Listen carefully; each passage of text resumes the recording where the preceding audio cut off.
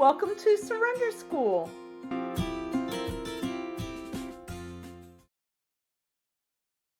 Well, good morning. Good morning, all.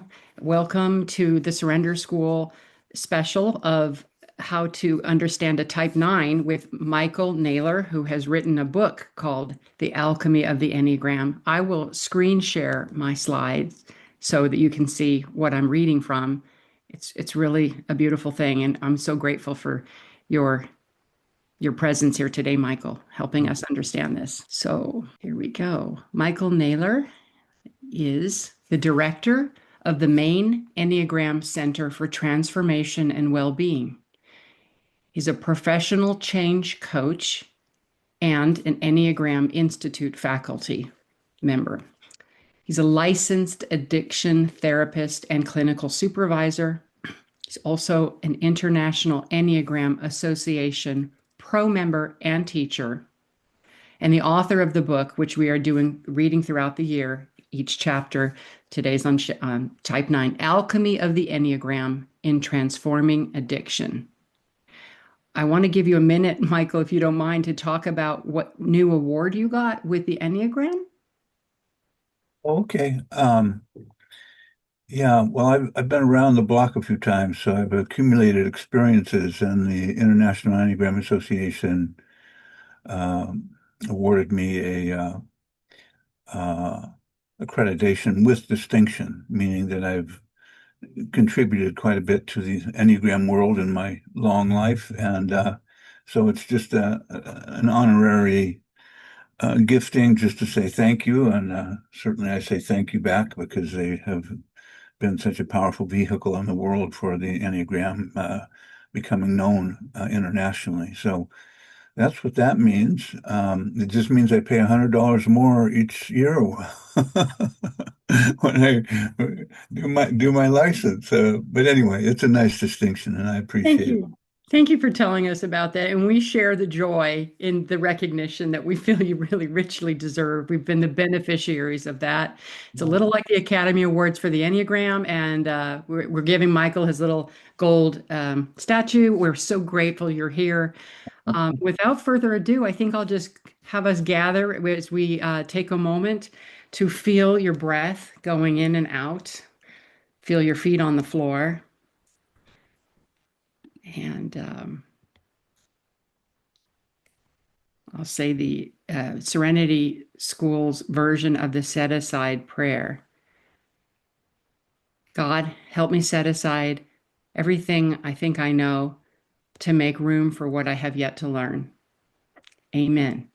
And Michael, stop screen sharing and feel free to take it away. All right. Thanks, Melissa. I was just thinking, I don't know, the last time I shared, which was on the 8th, I don't know if I had said I'd been to the Enneagram, the International Enneagram Conference in Minneapolis. Did I mention that? Okay. So that was about a month ago. And the reason I bring it up, it's a gathering of, people from all over the world who are Enneagram lovers and teachers and all of that. But there was one particular sharing that Russ Hudson did for about an hour, where he talked about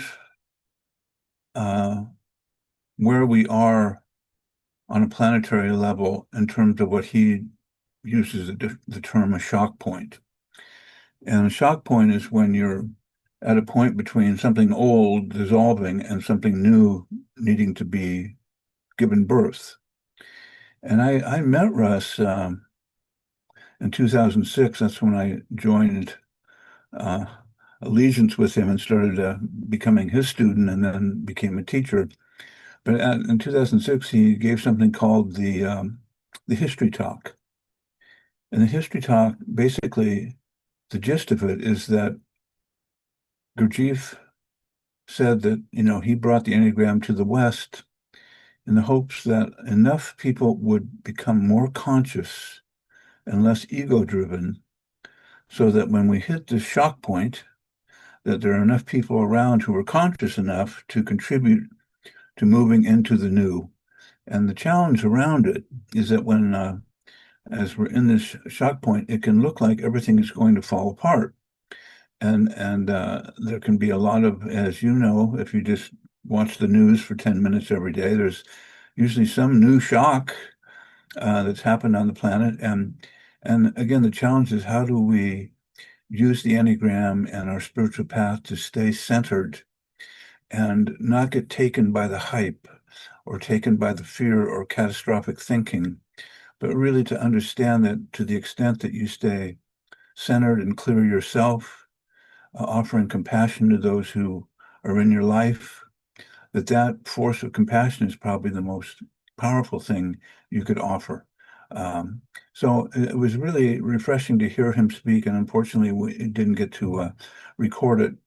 But as he said, I'm with you guys to the very end, and no one knows how it will turn out. But I certainly have a lot of faith that with all the people I've met around the planet, that there's a lot of great good being done on a deeper level. So that said, just a little bit about me. I've been in recovery for around 43 years or so.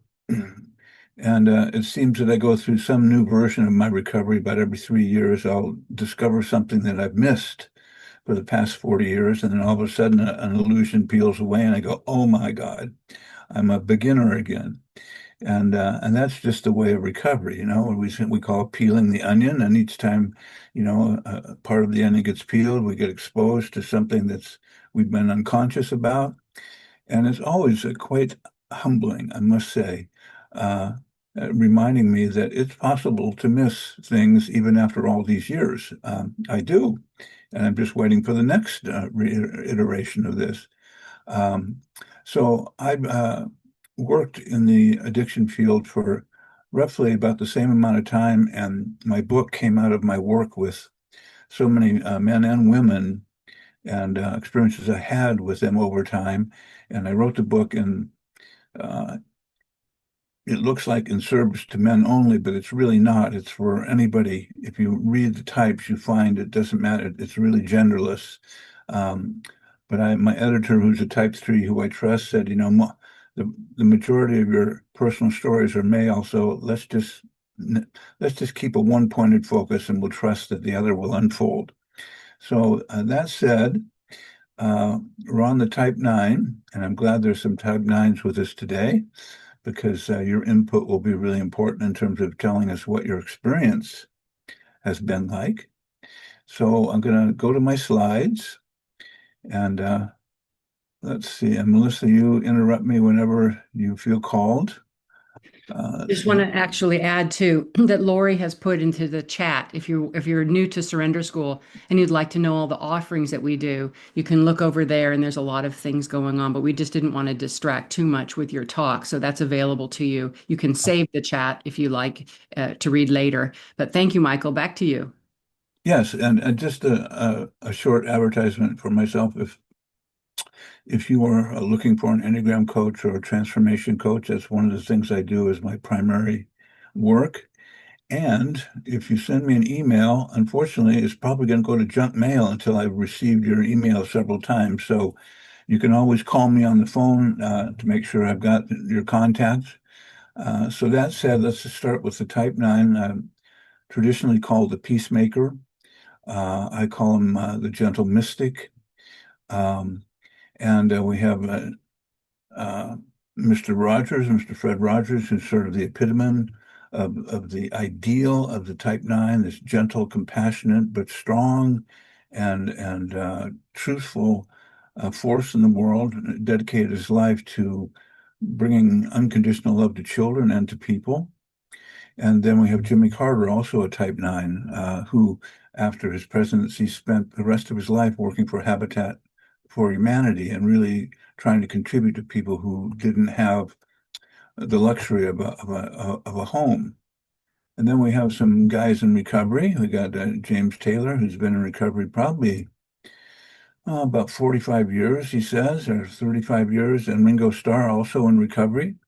And when James Taylor was asked what's been a big benefit of your recovery, he says, well, the good news is now I can remember the performance I played at. In the past, I couldn't remember what I had done. And of course, tongue in cheek, he's a very humble guy. And then we have this movie called The Glass Castle, and the key actor is Woody Harrelson, who is a Type 9, and I believe plays a Type 9, a real dreamer fantasizer in the movie. It's a powerful movie of recovery and just what the kids go through and what he goes through. And then we've got this great movie on the right with Tom Hanks, A Beautiful Day in the Neighborhood. And I think that movie captures just the quiet courage and intention of Fred Rogers to penetrate people's delusions or misunderstandings with compassion, a kind of steady compassion. And in the story, there's one guy who's really angry with his father, and he's just not buying into the victim story. He just really stays on him until he starts to have a transformation. And then if you want to see the documentary, Won't You Be My Neighbor? Amazing film clips of Fred Rogers, and they interviewed his son and said, "What's it like to be the son of Fred Rogers?" He says, "Well, if you can imagine having Jesus Christ in your house all the time, that's exactly how it is. He's just a really loving man. He's my dad." So we have a little humor for the Type 9, black belts in the ancient art of avoidance. Can sense trouble from 10 miles away, expert at making oneself invisible, and a master of deflection. And of course, that's all pointing to the shadow side of the Type 9 or the defense structure. So the peacemaker, the gentle mystic, easygoing, self-effacing. What does that mean? Well, generally, nines have an easygoing ambiance about them. They're not intrusive. There's kind of a laid-back quality. When they're healthy, they're really receptive to whatever's going on around them. They receive people and they receive experiences with a great deal of grace and compassion. At the same time, they're really known for being very reassuring, and especially around calming people down when they're scared or hurt or they've gone through trauma. And I use the example in my book of a counselor I work with who had the capacity to just penetrate men's really fierce defense structures that they developed through trauma at home and in prison and on the streets. But it's like there's this almost Jedi quality of being able to seep beneath the structure of defenses and touch the heart of the human being and allow that heart to soften a bit. So when I'm healthy, I'm not just laid back and loving, I'm also have a penetrating presence. When I start to become caught up in my fear patterns, I can become, as one teacher said, they can become pathologically kind. Like no matter what, they're kind, they're agreeable. Even when all sorts of stuff's going down around them, there's this sort of stance they take, which if I just stay agreeable, I won't be annihilated here. So you got agreeable and then complacent. When I'm less healthy as a nine, my ability to rise up and really follow what I care about starts to become more and more invisible to me. And I tend to look like I'm just not moving. I'm just sort of like a stone on the road, and I'm comfortable there and don't disturb my comfort zone. So that said, we say the Type 9, their essential quality that they're born with is a sense of unity and wholeness, a sense of well-being and being at peace on a deep level. So what does that mean, practically speaking? Well, there's an internal ambience that all is well, and that I have the strength and capacity to endure external difficulties or internal difficulties, but this inner depth of well-being, which is kind of like a well in the core of my soul, as I do inner work, becomes stronger and stronger, and I'm able to stand in difficult circumstances with quite skillful means. So if you think about, thinking of two teachers that I really admire. One is a woman named Pema Chodron, and the other one is Thich Nhat Hanh, who I believe both are Type 9s, and just have that capacity to embody deep stillness in the most difficult of times. And that's the innate capacity the Type 9 is born with. Now, since they live on planet Earth, they've, don't get that necessarily nurtured when they're kids, and so they develop a defense structure around that. That's identify. We say that the defense structure is in service of their type 9 capacities, and the basic fear, core fear of the 9, is of annihilation, of being cut off from everything. That if I really stand up in the midst of conflict and speak my mind, I'm going to be nuked. I'm going to be launched off into the cosmos with no way back home. The secondary fear is of losing my peace and my sense of inner calm or inner stability. And what does that mean? I like when things are calm and still inside me. And there's kind of a band of experience that I really appreciate. It's not too high, it's not too low, right in between. I can settle and be at peace. And when I'm less healthy and caught up in my patterns of fear of abandonment, then I tend to be neurotically peaceful, meaning I don't show my anger. So the basic desire is to have inner stability, which is a healthy desire. It's a healthy desire for all the types, and which amounts to peace of mind, a way of being able to land in a quality of deep inner stillness. But on a personality level, that wish for that kind of landing in my deep core for a long period of time shows up as I avoid conflict at any cost. It's like if conflict arises, it feels like if I don't sort of disappear or become the peacemaker, this thing is going to destroy me and my peace of mind, and all hell is going to break loose. So, and we say that the type 9 gets really good at what we call in recovery, demonstrating that they're doing just fine, right? And fine stands for effed up, insecure, neurotic, and emotional, with a smile on their face, right?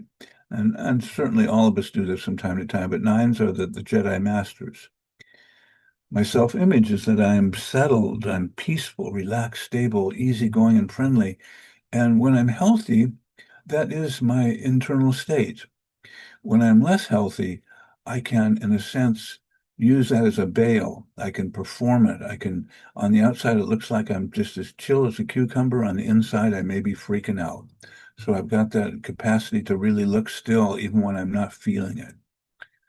So we say that the type 9, when they lose contact with essence, is the passion arises, which is the heartbreak of the 9, in the form of sloth and disengagement. Well, what does that mean? It means that as a little one, the type 9 takes a position of protecting themselves by not attending to their own needs and really attending to everyone else's. So they're really good at, in many ways, cheering on the goals of other people. They're much like the 2, except they're a little less extroverted. But the other thing, along with sloth, we don't mean lazy. We mean slothful in terms of their own core wishes or core needs or core passions. So we say they start to disengage. They step back a few steps, and it's almost like there's the stone at the bottom of the creek, and the water's rushing over them, and they're just hiding down there, underwater, and everything's fine down there. Nothing's going to disturb me down there. So I disengage. And the challenge for the 9 is, how do I start to listen to my own individual wishes and passions? So you would think, maybe that would be easy to do, but it's actually very hard to do. We say the wake-up call, where I can really notice when I'm starting to disappear and accommodate people, is going along with and accommodating other people's wishes, saying yes when I mean no, so that I avoid conflict. So, people can really enjoy having me around because I go along with whatever they have to do. And then, let's go to the movie. Okay, which one do you want to see? What are we having for supper? Well, we were thinking of having, sauteed food and vegetables and meats. And the 9s to say, that sounds great. Let's go along. Let's go along. So the challenge is, if you live with a 9, is they can be so agreeable they can't really quite tell what they're up to. Like, what do you really want? What do you really care about? Does anything bother you? There can be a sense of just a feeling like I don't get an individual quality of expression from my nine partner. They can be too nice when maybe it's what's called on is some direct anger and assertiveness. So when I become healthy, I develop the courage to step into conflict and to speak my mind. Now, for all the types, whatever that basic fear is, like for the nine of being, you know, excommunicated from the human race, when I start to go against my pattern of accommodation, it's not a small fear that I encounter. It's a really big one. It feels like I'm going to die. If I actually speak my mind and I say, I'm angry right now and I wish you would stop that, or I don't want to go to that movie, I want to go to this movie, or I'm making an individual choice that maybe no one else wants to do, that for the type 9, that can feel like I'm going to get annihilated. It's just how it's built into my structure as a type 9. So part of the work is how do I support the 9. And certainly one of the things we talk about is really checking in with them after they've agreed they want to do something, to just say something like, okay, you've agreed to go to this movie with me, but I just want you to take a minute and just really check inside and see if you really want to see that movie. Or, you've agreed to go to this Chinese restaurant, but let's just take a moment and do an inquiry within yourself to see if that's really what and see if there's room for something else if you have a different opinion or a different wish. So going along, for the type 9, the wake-up call is when I start to notice that I'm primarily concerned with avoiding conflict, and I'm making my decisions to keep myself in a peaceful place and also in a place where people will not attack me. But when I get healthy and I start to develop presence, I begin to engage my anger. And we say 9s, often when they start to engage their anger, will be quite explosive because they've had the lid on their anger for so long, and all of a sudden they'll just blow up like a type 8, and then they'll be through it, and then they'll almost forget that they just blew up and scared everybody in the room. And they'll say, what's going on? Let's go do something, right? It's like they forget it as quickly as they've gone through it. So learning to engage my anger, we say for the 9, if you're feeling anger, don't smother it. Don't need to take it out on anybody, but allow it to reside in your body. The path of transformation for the type 9 is the path of self-remembering. And that means really becoming more clear about what do I as an individual care for, and how do I make sure that I keep stepping in that direction while also supporting people, because that's my other skill, is really to encourage other people to come forward. It's just that I tend to erase myself. So sometimes if you ask a 9 what they want, they'll say, I don't really know. I just basically want to make sure no one's upset with me and no one's upset here at all, because the inner critic message of the 9 is it's your job to make sure everybody else is peaceful. And when people start to get disturbed, they often feel an obligation to bring peace into the room. And when they're healthy, they can do that quite well. And if the audience isn't amenable to their efforts, they don't take it personal. So when I'm healthy at the level 1, 2, and 3, I've got a quality of unself-consciousness. I'm not trying to promote an image, and what you see is what you get. There's kind of a laid-back honesty about them. And I think of Fred Rogers and on his show with his funky little red sweater and his, I think he wears the same clothes every day. I don't know.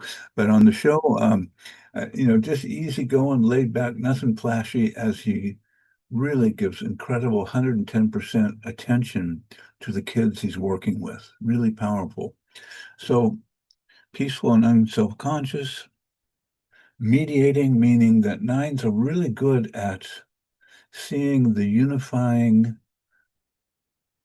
issue between two conflicting parties. They have this ability to bring a sense of shared conflict with conflicting parties and really bring them to a place of peace where they both realize they're both struggling with something that is very similar to each other.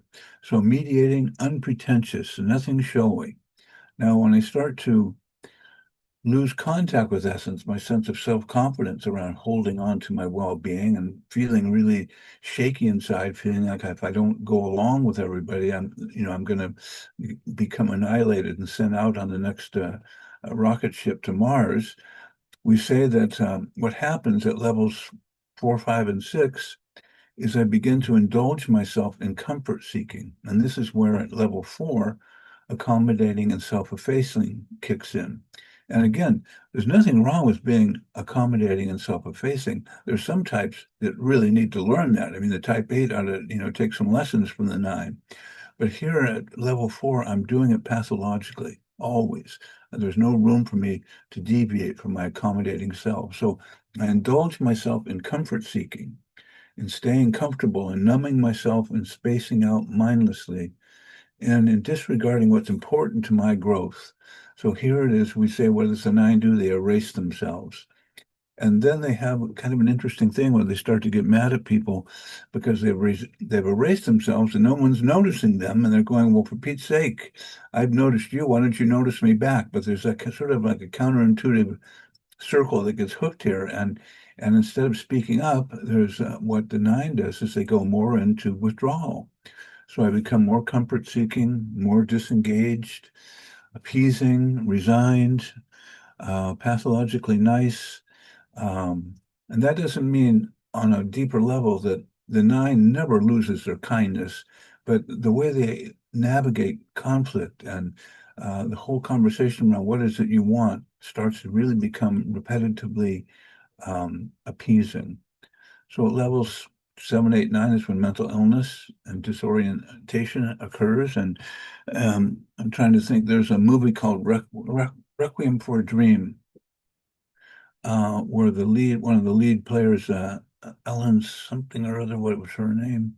Um, is a woman who's watching television and starts to imagine that she's a part of a talk show where people are winning prizes and that she's being invited there. Well, she's down at level 9 where she's disassociating.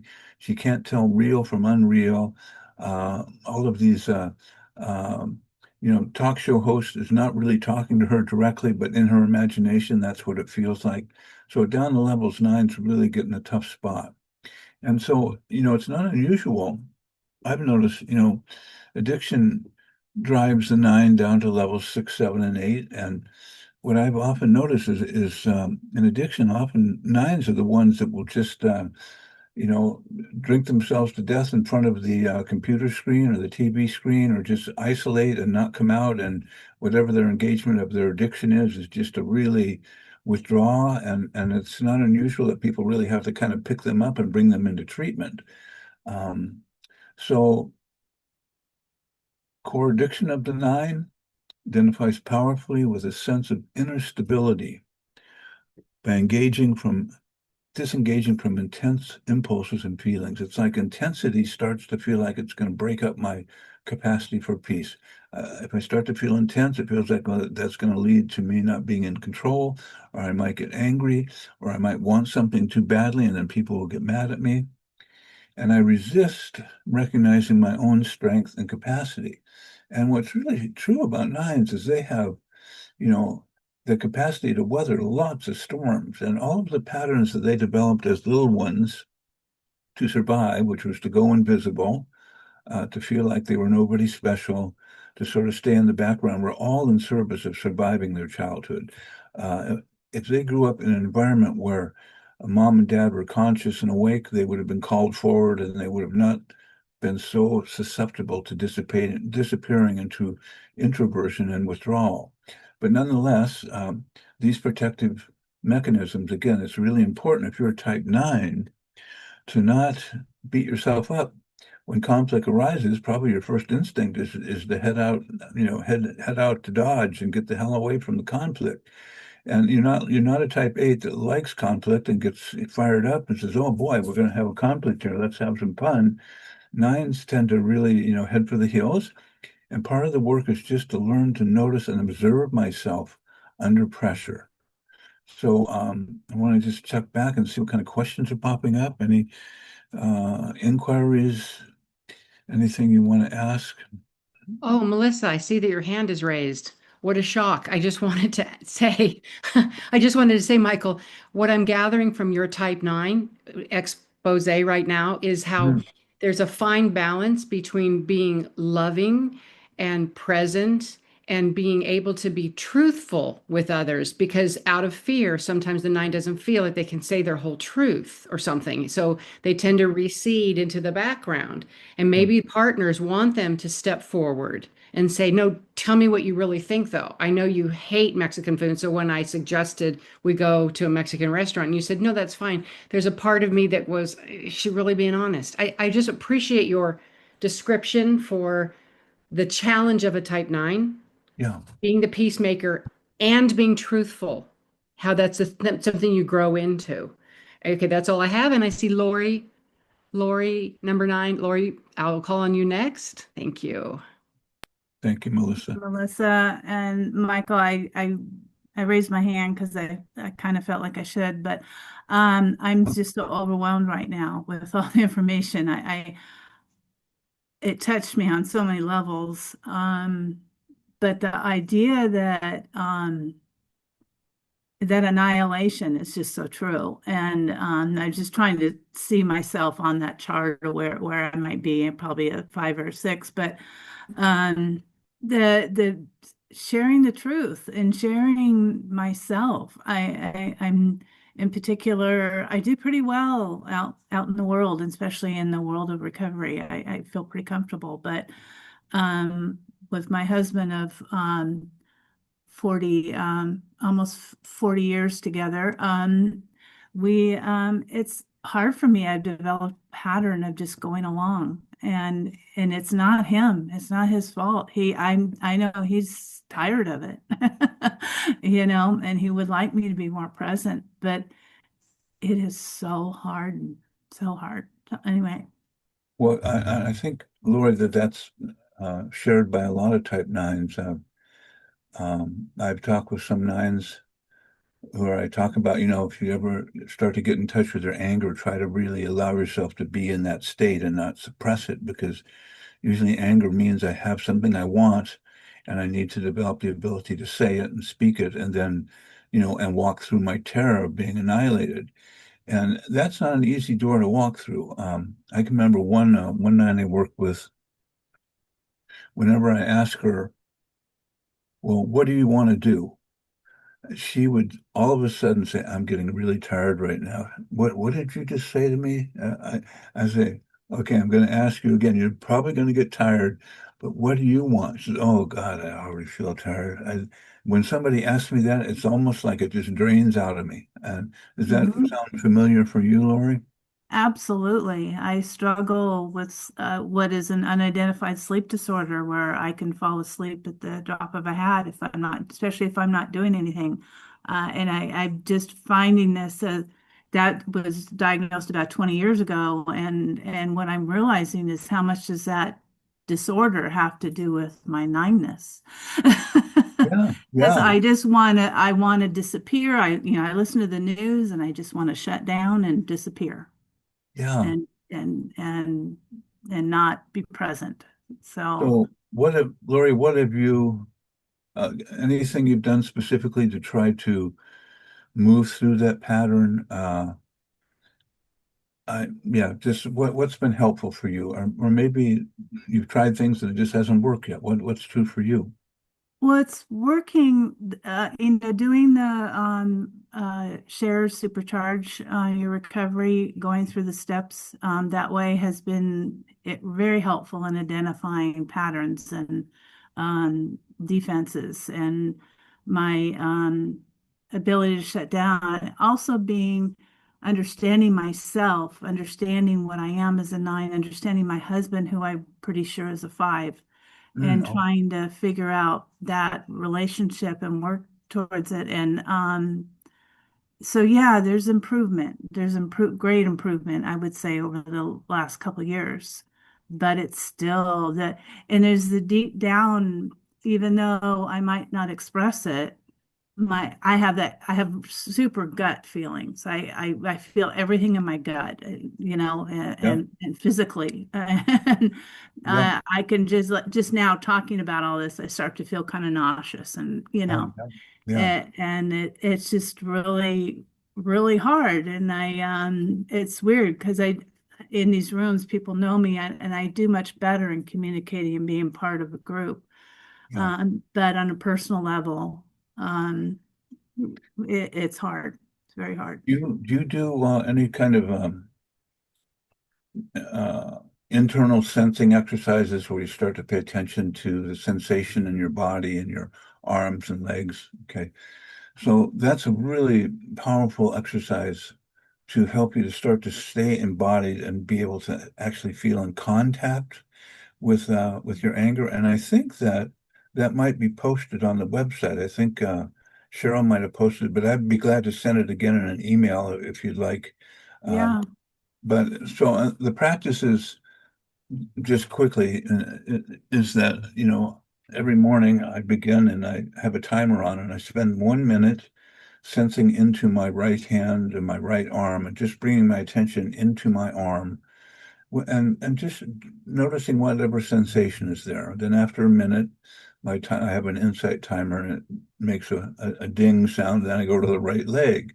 And from the hip down to the foot, I put my attention there softly. I'm not trying to make anything happen, but I may notice when I put my attention into my right leg that I start to feel sensation or vibration. Eckhart Tolle would call it the energy body, the inner body. It's the aliveness force inside me. So I'm just practicing to become sensitive to that. You may not sense anything in the beginning, but sooner or later you will. And then move to the left leg and do the same thing from the hip down to the toes, where I just gently put attention into my left leg. And then after the minute, I go to my left arm and put my attention in my arm from my shoulder down to my fingertips. And just with a gentle observation action, I'm just noticing what happens when I put my attention there. So like right now, if I put my attention into the palms of my hands, they start to tingle and vibrate. And I've been doing this exercise for quite a while, but I can put my attention in different parts of my body and I'll start to feel a tingling vibration. So after I've done the left arm, going a little quick here, I apologize. I go up through the trunk, and then for a minute I work with sensing inside the body and outside the body, and then up to my head. That kind of exercise, if you did it just 5 minutes a day, 6 months from now, you'll start to feel your anger more directly, because it comes from the inside and you'll be able to sense it. And you won't explode, and you won't die. You might even slowly get used to feeling it and feeling it as an energy force that you can trust. All of that, if it's not already on the website. Yeah. So, Thank you. Thank you. Yeah. Michael, So much, Michael. oh, sorry. I just added into the Surrender School WhatsApp the person who specializes in that over at Friendly Circle Berlin, Jan Winall. And so anybody interested in what Michael just did, if you're in the Surrender School WhatsApp, you can learn more about it from her. Thank you so much. And Lori, I didn't mean to cut you off. No, thank you so much, Michael. I appreciate your time, and I'm going to definitely look into that. Okay, Thank you. awesome. Awesome. Who's Next, we have a couple of questions too. One from Tony, and then Linda, and then I'll ask a question from chat. So Tony, please go ahead and unmute. If you can, if you're there. Here I am. I'm trying to do it all, but it says I can't open my video for some reason. Oh, Gives me a message about That's fine. something. Oh, okay, maybe. There, I'm sorry. there you are. There we go. Hi. Hello. The Hi. issue that I have that just makes me crazy is that I am so conflict avoidant, Mhm, and I feel paralyzed mhm, by it. mhm. And I think I don't know what the right approach is. I try to work around it. I try to force myself. Or I don't do it at all. It's in all areas of my life, especially if something's new and I've never done it before. Mhm. It's just uncomfortable. Anything that makes me uncomfortable, I will avoid. Yeah, well, you got the nine structures. So the first thing that comes to mind for me also is having somebody who can coach you around expressing those feelings. And there's a couple of different processes that really look at opening up people's anger. There's a process called the Hoffman process, which is a 7-day retreat where you really, in that 7 days, work on and are given permission and coaching for expressing anger at a deep level so that you start to get comfortable with it. Because usually under the avoidance pattern, there's anger, and underneath that, there's sadness for not being able to come forward and just be who you are. So I think when you've got that sort of extreme version of it, which nines do, it helps to have some coaching or a counselor or someone. There's something also called transpersonal breath work. Have you heard about that? Do you know what I haven't. Yeah, what transpersonal breath work is also an avenue for really opening up people's emotional body. And I'll send a link and you can check it out. But have you worked with a therapist on this? I've tried, but Okay. they've used DBT Mhm. kind of tools, and I haven't found that. I mean, it works for a little bit, and then it's such a strong thing within me. Yeah, well, I think the hard part is, first off, it's just, not beating yourself up for it, because it's something that's wired into your neural pathways. Uh, Right. But just like I said to Lori, if you start doing a sensing practice, it can sometimes start to wake up more contact on a physical level with the pattern and in a sense give you the will and ambition to step through it or step with it. Because you're not trying to get rid of the pattern. You're just trying to say, come on, buddy, let's go together. I'm terrified, but I'm going to walk with you. And we'll see if we get launched into, outer space here. But having somebody who's a coach or a friend who walks with you is really, really powerful. I did ask for your phone number of Lori so that I could contact you. I'm Okay. hoping it'll be somewhere in the chat. It's in the chat. Also is Thank website. you so much. Yeah, thank you for bringing it. Thank you. I Yeah. appreciate it. It's making me crazy. I hear you. I hear you. Okay. Yeah. Thank I'm in you. recovery, but yeah. Thank you so much. Thank you, Yeah. Tony, and we're here for you. It takes a lot of support to help a person feel courageous. We're glad you're here and asked that. Yeah. Thank you. Thank you. Linda, would you like to unmute and go next? Sure. Thanks a lot. Thanks, Michael. And thanks, Melissa. I'm just so thrilled to see all my little superheroes, Mr. Rogers, Jimmy Carter, James Taylor. I'm in good company. Hooray! Yes, you are. I can definitely recognize all these parts of either the shutting down or neglectful. It's just, I'm grateful. I've been in Al-Anon like 100 years, not really, but almost 40. And without that program, I would have not been able to, like the going to be ex-husband stole the kids' violins and pawned them. I was able, to reach out to my friend, and she was able to go to court with me so I could, stand up for that and teach my kids and him, or, we're not playing this game anymore. We're not doing this. And it was the scariest thing I'd ever done. That confrontation part is just overwhelming, but it was worth it, and it was worth walking through that. And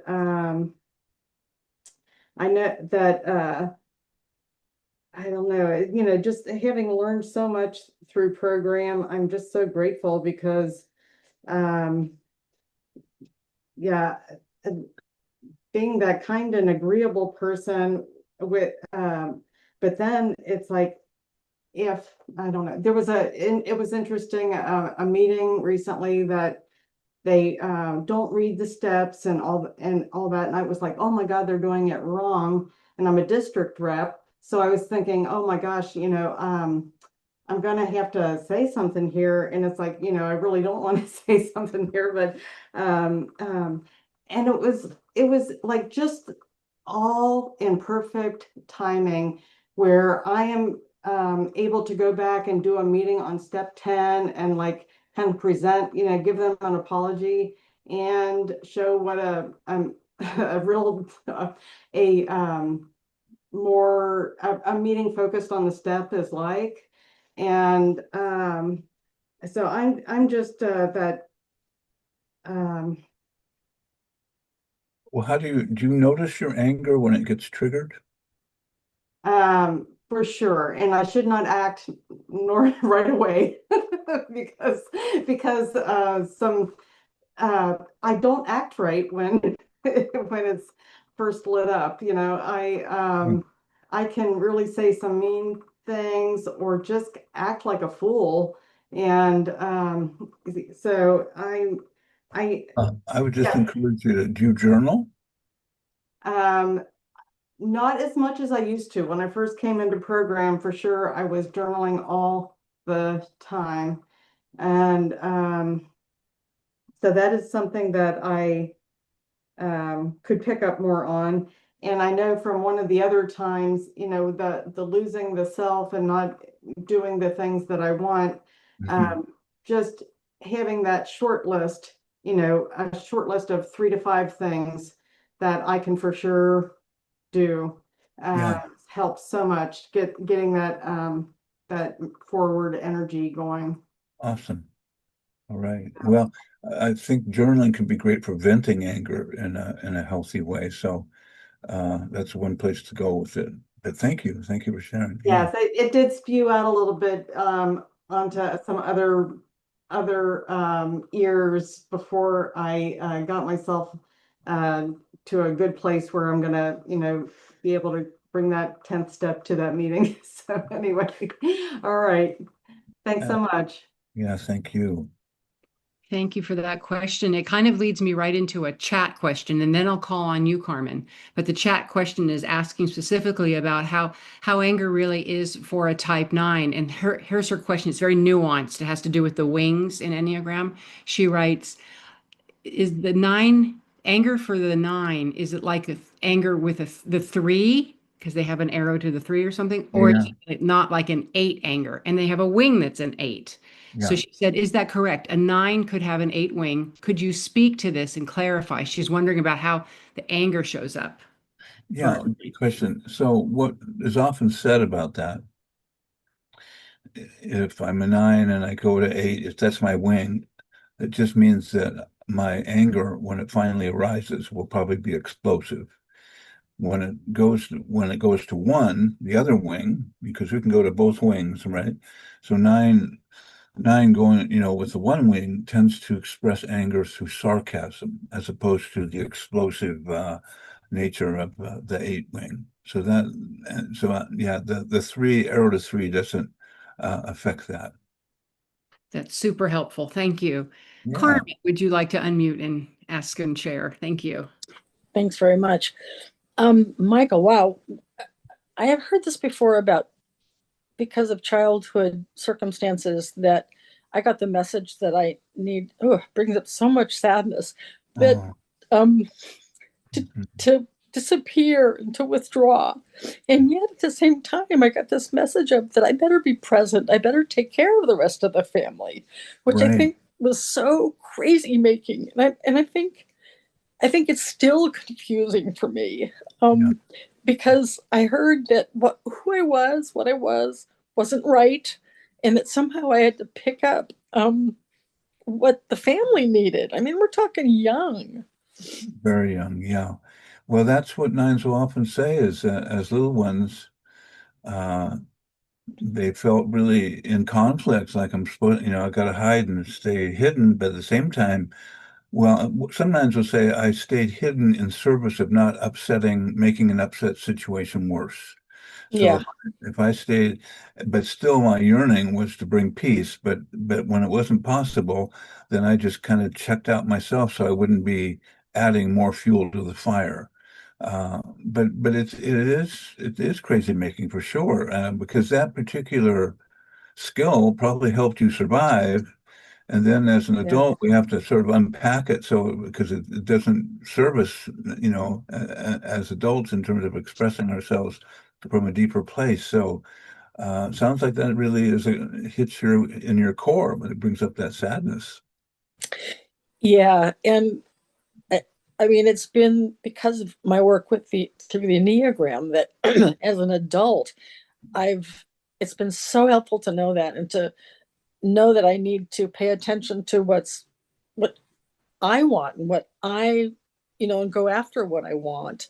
And I feel like I've been able to do more of that. And I'm wondering, I mean, I'm feeling like there's still more grief or more something around that childhood stuff that I could work with or do something about.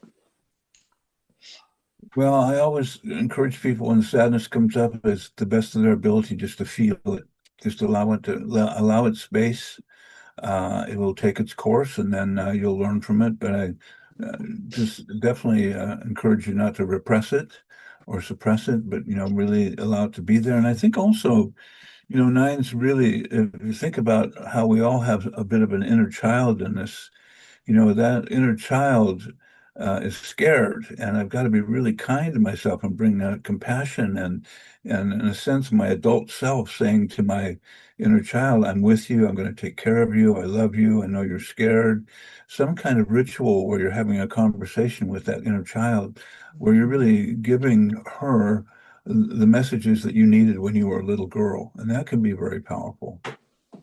Yeah, thank you. It's been very helpful to hear this again, and I didn't realize there was still grief about this and still a lot of feeling about this. Yeah. Thank you. Yeah, thank you.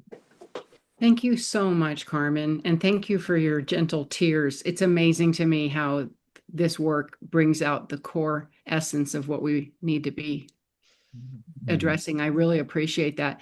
I'll call on Lori next, and then we'll have time. We've got about 30 minutes left in the hour for Michael to share the slides. Also, Lori put in chat, if any nines would like to meet up, she put in her phone number. You could have a Zoom meetup and talk with Lori. We have a type 4 in the WhatsApp group. We found it very healing to have a type sharing space. Okay. Cool. Thank you. Go ahead, Lori. Sorry to double dip here, but Carmen, thank you for your share. I have a different situation out of my childhood. I had a amazing, loving upbringing with two parents and an older sister who were doting on me. And they tell me that I was always such a happy, full of life, silly, playful child that they loved because they were all very more straight-laced, I guess you call it, more concerned. They loved the fun of me. And so they never denied that. But what I think what happened as I started to grow older, I felt different. And I started to try and change myself to be more like them. And I lost myself in that. As a 9, I didn't want the conflict of saying, oh, I want to, because, there's kind of that thing. I was a little much, I think, at times. And it wasn't anything, I don't think, that was expressed from them. It was my feeling of not wanting to be different and outside. And what's coming up is still that fear, terrible fear of how my loved ones will respond if I let my true self out. Yeah. And it's not uncommon for it to be terror. It's like our defense structures are built around surviving and making sure our soul is intact. And so you point to something which I think is really interesting, is that you didn't have an experience of your mom and dad being particularly harsh, or they're very positive, but something in you started to arise. And again, I think it's just the type pattern. It's going to show itself one way or another. And, for whatever reasons, you have it, you were born with it. And the challenge is, how do I, what kind of structure can I set up that allows me to start leaning into and touching my fear just a little bit at a time, so I develop more tolerance and less trauma from it. And I think the whole sensing practice might be really helpful for you. Yeah. Thank you. Thank you, Yeah. Michael. Thanks, Thank you Michael. for that. Yeah. Thank you, Lord. These are such rich questions. They really help flesh out what it feels like to be a 9. Thank you for your contributions, all you 9s. Michael, I'd like to turn it back over to you if you want to do some more slide and teaching, because we don't have any more hands raised right now. Yeah. Well, there's Lisa. Lisa just raised her hand. There we go. Thank you, Lisa. Please go ahead. I'm sorry, can't figure out the technical raising my hand, so it's just kind of old-fashioned. But thank you so much, Michael, for speaking and speaking to us about 9s and on behalf of 9s for those of us who have difficulty with our own voices. So thank you so much for doing that. Yes. And I appreciate especially what you referred to as the type 9's ability to perform it, to perform this sense of peace and serenity. And in a world that says fake it till you make it, I have found out the hard way, faking it is not going to make it for me. Yeah. And that it really is important to be able to define and know my own wants, which is so hard that when I am asked what I want directly by my type 8 husband, who wants very much to know what I want, it can feel like an attack to me. Yeah. For real, being asked what I wanted can feel like an attack. Yeah. And so what I found and what you shared makes me understand why this is so true for me, is that as much as I like to hear I love you, I like as much to hear tell me more. Yeah. Just tell me more. And when you said, step back from even the example of what restaurant do you want to go to, the gentle way of kind of introducing the discussion about what you may or want feels gentler than just want. It's like I have to be gentle with myself even.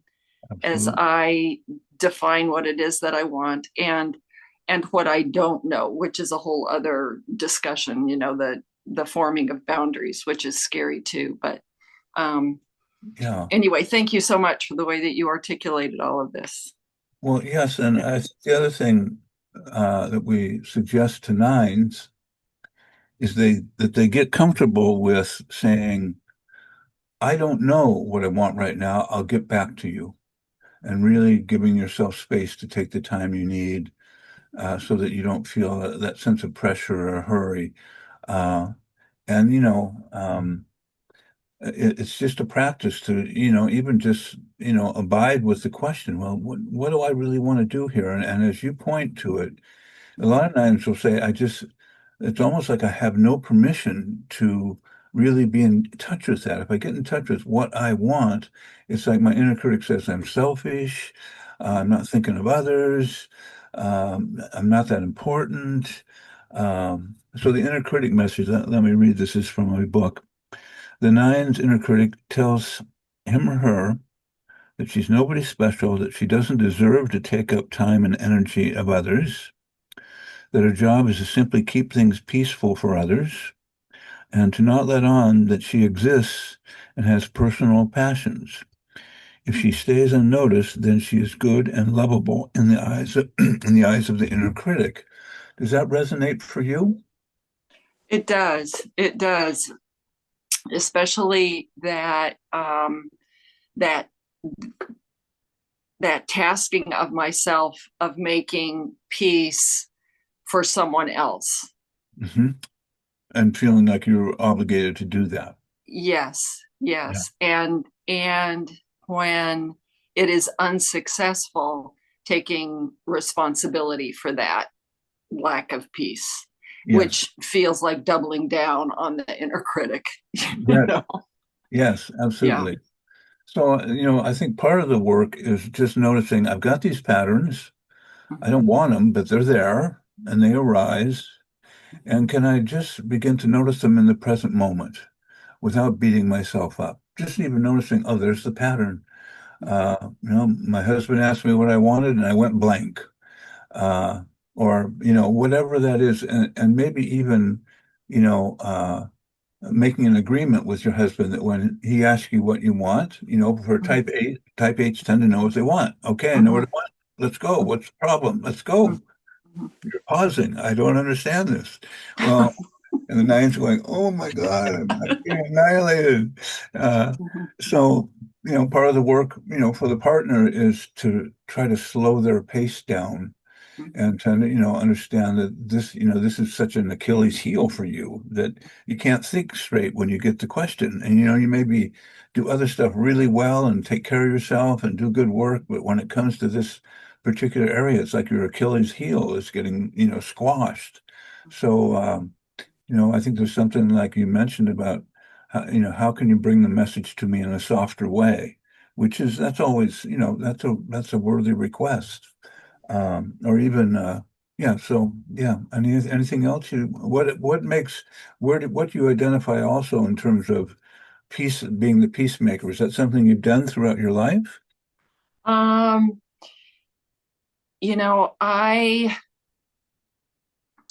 if I really thought about it, probably so. It seems most clear to me in my marriage, and I think that what has helped me to be authentic, because I am able to stay peaceful in the vast majority of situations, even if they are or can be violent. Like I can do that. It seems to be a step in the right direction for me in the aftermath to be able to say, how I did that? That was really hard. Yeah. Just to be able to admit that was hard, so that I don't give the impression that I am superhuman, because on no level do I feel that. Yeah.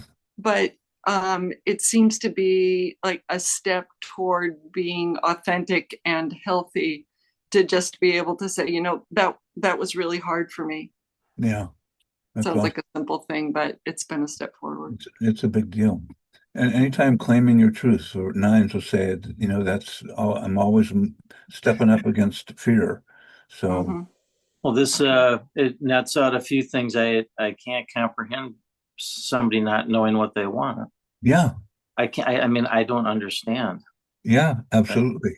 It's like, how can they? Because you're not wired that way, right? But it's like, so that's the gift of the Enneagram, is we begin to notice that every type has a shadow where they don't function as easy or as presently as you'd like them to. And so, part of what I would encourage you to do, Lisa, is to really try to feel your husband's instinctive energy and let it penetrate you, so that you start to allow your body to respond to it and embody it if you can. Because I notice with type 8s, when I hang around them, if I take in their energy, I start getting supercharged and clearer and more forceful. And so, but again, for the 9, the inner critic's going, if you actually get assertive, that's going to be the end of you. I don't think that's a real good idea. And it's not peaceful. So, maybe even just starting to have more conscious conversation with your inner critic might be really useful. Thank you. Yeah, thank you. So, Joy, we haven't heard from you. What's cooking in the 2 world?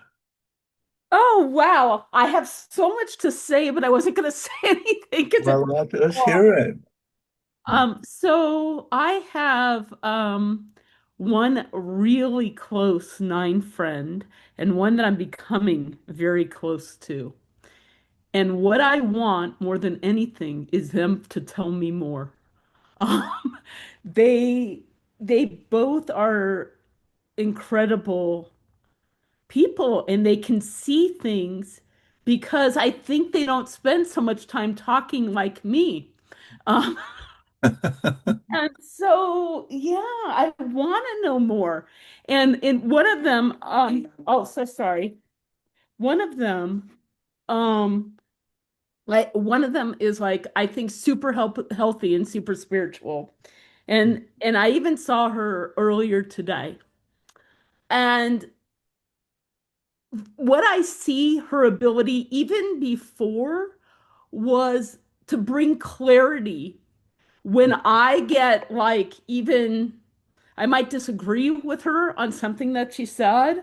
Um, she can give me clarity very like and by asking questions and going really slow.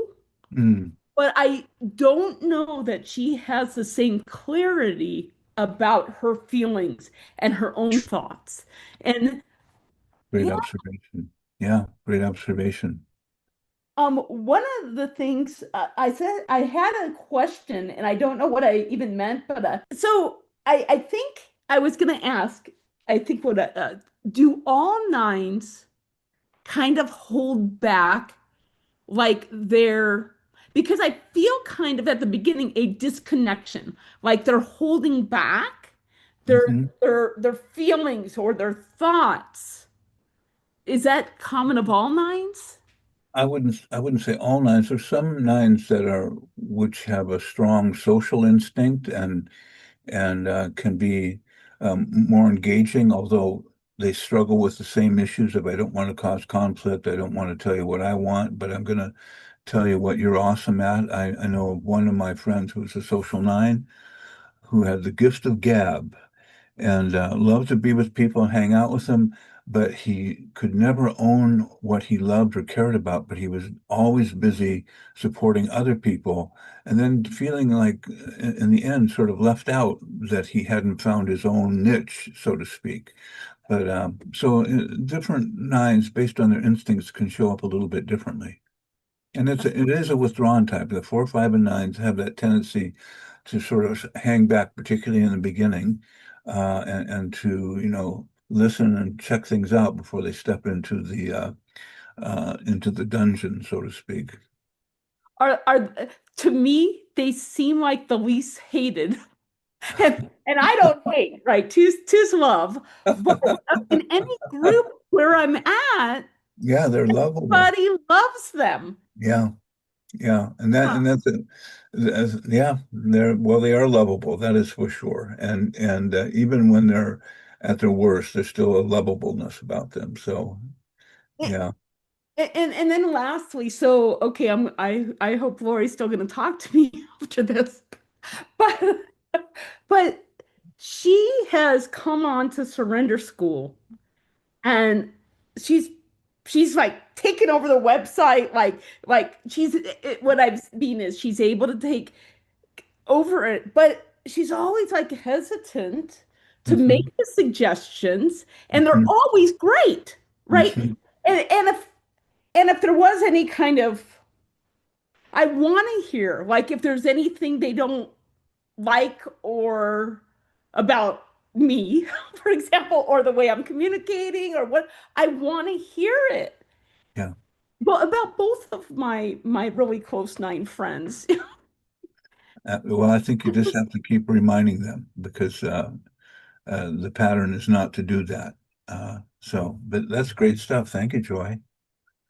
And it looks like we have somebody. Is it? We have any other nines We that have have? Lauren. Lauren in Milwaukee, type 4, has her hand up. Would you like Oh, to? right. Yeah, That's I'm not a nine though, but I think I have a nine spouse. I oh, suspect. okay. And I don't know that I have anything real whatever to ask. It's just sometimes if as you've illuminated some of these ideas, I just am struck of like, oh my God, how did we ever get together? I'm in probably the 4SX realm, meaning I've got some horrible anger issues that, anyways, so I have plenty of nine friends and two friends and um Yeah, it's interesting because it's really hitting my heart center, of course, of, of where we can be like this, and really wanting to come together. And even the one couple talking about like, I think the lesson from Enneagrams is that when I can't see or understand, it's like, let it go because they're wired some way that I can't see, because they're all like, no. Yeah, definitely. Yeah, my nine is currently pretty overwhelmed and doing. Okay, I'm going to shut up right there. But yeah, it's been hard trying to get to know him, and I've known him 30 years. Uh-huh. So Well, it nines tend to not feel like they deserve to reveal themselves, that it's not okay, and that they're not going to be received well. And so I think asking that question, tell me more. I love it when you speak out. Uh, Noticing when any sort of emotional expression comes forward and just saying, "Oh, I just noticed that." It seems like you must be feeling some anger or some sadness or some joy, because sometimes nines have a hard time even locating the feeling and saying what it is, depending on how far they've moved away from their own expression.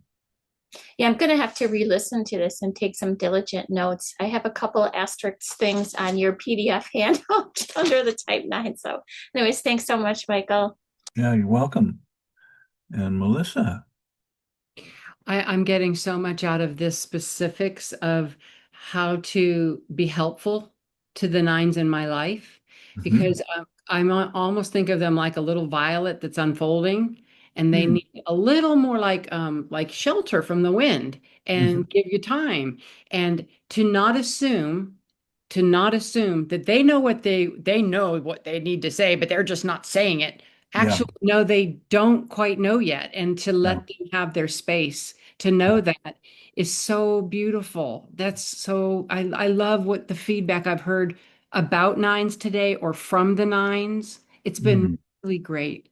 And that's all I have. And then Shirley has her hand up. Great observations, Melissa. Yeah. Hi, Dr. Naylor. Good morning, everyone else. I'm just noticing there's a lot of similarities between the 2 and the 9. I'm a 2 and enjoys shaking your head, especially what Melissa just said about 2s often don't know what their needs or wants are, and afraid to sort of come out with. Earlier when I came on, there was a discussion about check in with a 9 and ask them if it's what they really want, or are they just going along. I think 2s, as a 2, I feel I've gone along. And I guess my question is, which doesn't have to be answered here, is about the 9 anger and the 2 anger. How similar is it? How different is it? Well, I don't think I could generalize the difference. I will say that 2s and 9s are pretty close cousins. The only one of the striking differences is that 2s tend to respond to rejection by moving closer and hovering around the person that they care about, where 9s tend to stand back and give people space. So 2s, when they're, will move in and hop in the front pocket of the person they care about, and the 9 gives them space and just more room and less. That's just a major shift or difference in the two of them. Yeah, I'm really relating to what you're saying, because I know some 9s, and I know that when I feel hurt or left out, I think about, I'm going to try harder. I'm going to figure it out how to get in there. And my 9 people that I know, they'll back off and sort of disappear and isolate. Yeah, well, they don't want to disturb whatever is already looking disturbing. Yeah. Whereas the 2 is going, I can figure this out. I just get in there, ask another question. So, yeah. Joy's my twin. Anyway, thank you so much. Yes, you're welcome. So, Michael, I do want to respect your time, and we're about 5 minutes till the top of the hour. So, if you'd like to share anything more on this, or if any slides are coming to mind, whatever, however you'd like to in turn close this hour with us, I really appreciate what you've done with us. Thank you. Yeah, you're very welcome. And so what I would encourage the nines to do is to, and also partners of nines, which is, to read the suggestions in my book, uh, so that you have a sense of what the nine is struggling with, and also the nine will have there's some ideas for, how to express your anger or how to work with your tendency to be slothful and disengaging. So there's just some good material in there that could be helpful. Learn to sense your body. That's a big one. Um, and so that said, I don't really have anything else to say at this point. I'm, if there's one last question, that'd be great. If not, certainly appreciate all the personal sharing. Yeah, go ahead, Melissa. Michael, what you've done so beautifully for us in the past is you've sort of taken us out with a little mini meditation about being in your body. Yeah. And maybe you want to spontaneously do that for us. Yeah, that sounds great. All right, so just get comfortable in your chair and just begin. This is a little quicker exercise, but just begin by doing a body scan where you sense your legs and arms and trunk and notice where there's sensation. And as you're doing that, you're taking nice, gentle breaths so you can feel the sensation of your belly and diaphragm rising and falling. As you go to whatever part of your body that you're curious about and just put attention into it. Like at this point, I'm putting my attention into the palms of my hands and I'm sensing tingling, a kind of a vibration that's in my hands. And if I keep my attention there a little bit longer, it starts to move into my fingers. And that's one particular part of my body that's quite alive. But what I do and what you can do right now is just, put your attention in your right leg and then move it to the left leg and just notice where there's sensation and where there isn't. And the good news around this exercise is the more you do it, the more your body will start to wake up to sensation. And we call this making the body conscious. So just to keep it simple, let's move our attention down to your feet right now and to both feet. And maybe you notice and can sense your feet touching the floor or in your shoes. And maybe as you put attention there, you may notice some kind of tingling in your toes or inside your foot. And just to notice it, there's no judgment here. Most of us, probably all of us, were never taught this skill as little ones. And then move your attention up your lower and upper leg and both legs. And just notice in the two legs if there's an area where you feel sensation. Maybe it's, in the calves, but what's true for you? Just notice you're trying to, in a sense, experience the inner energy, the aliveness energy in your body. And just remember to take a breath and relax for a moment as you do this, and then move attention into both hands and slowly bring your attention up the arms. And notice what you notice without judgment or without stress. And then put attention into the trunk. Notice the belly, the chest, the back, the interior. Maybe you can sense your heart beating. But just be aware of any sensation that arises as you put your attention on any part of your trunk.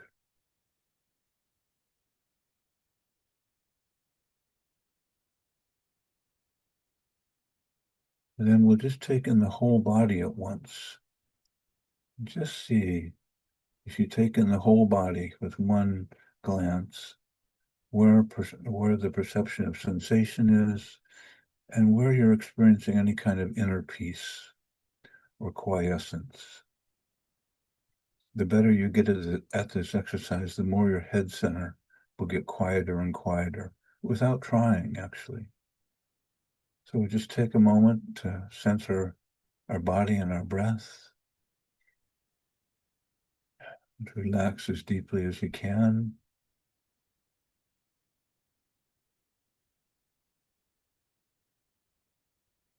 And when you're ready, open your eyes. Michael, such a deep bow of gratitude. We have wrapped up the types now. We have done type 9, and all 9 types are available on the surrenderschool.org website. If you missed one of them, you can listen to them. Again, Michael's website is Enneagram Maine, like the state, MAINE.com. We thank you for sharing your loving wisdom with us today.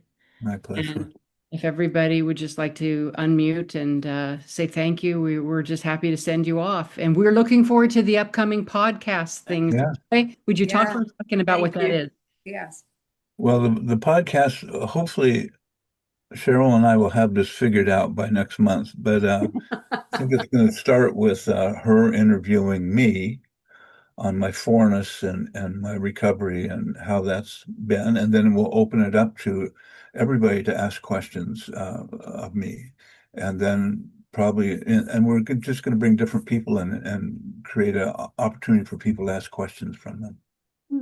Sounds rich. Should be a lot of fun. Thank you all for coming. Thank you. Michael. Thank you. Thank you, Melissa. Thanks for recovering with us.